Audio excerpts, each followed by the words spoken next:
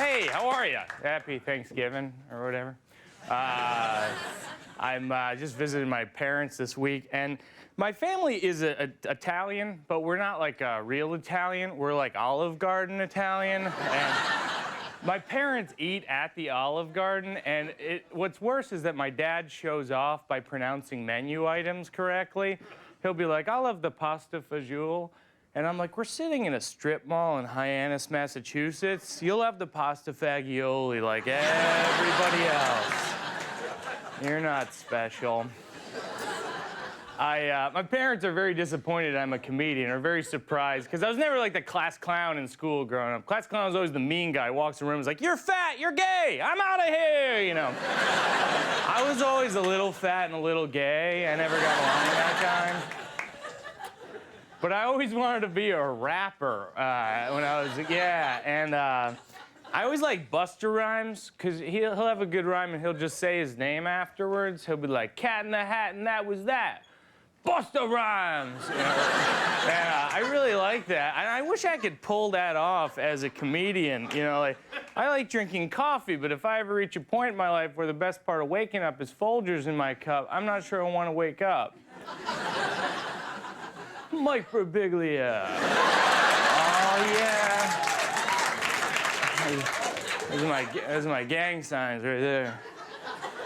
Paper, scissors. Deal with me. It's funny being a comedian because people always think that I'm going to be funny when they meet me off stage, and I'm not.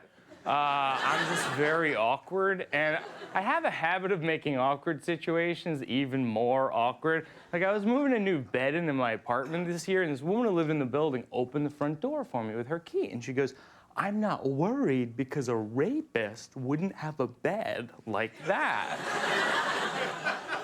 That's how she started the conversation. Now, what I should have said was nothing.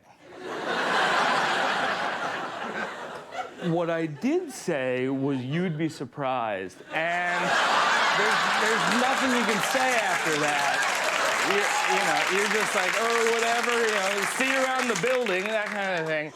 And I just think there's something wrong with my brain where I don't have an on-deck circle for ideas. It's just batter up. And a lot of the ideas are bad, and they're going, I don't know about this one, Mike. And I'm just this drunk Little League dad. I'm like, you go take some cuts.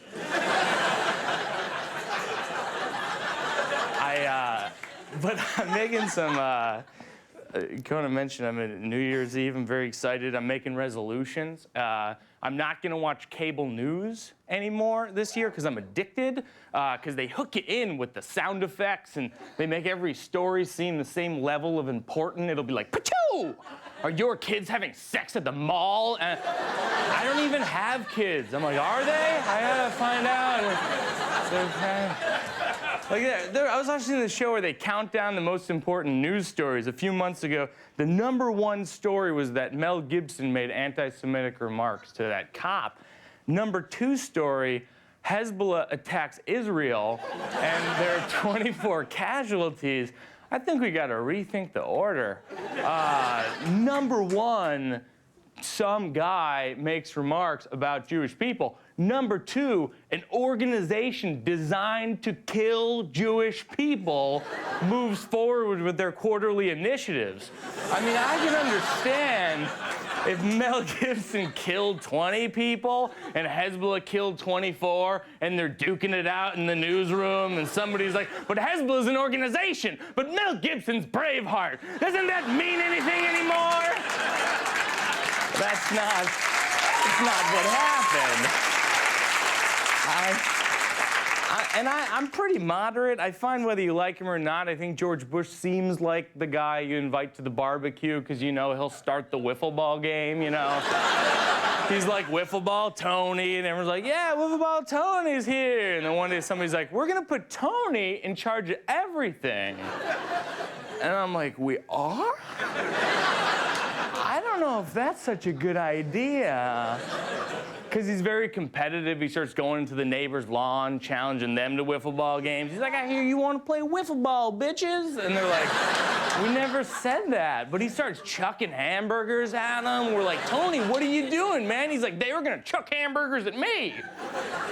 Then it turns out they don't even have hamburgers.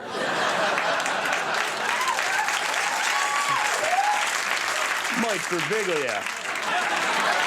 Thanks a lot. Take care, everybody. Hey, Mike. That's hilarious. Mike Birbiglia, everybody. We'll take a break. We'll be right back. Stick around.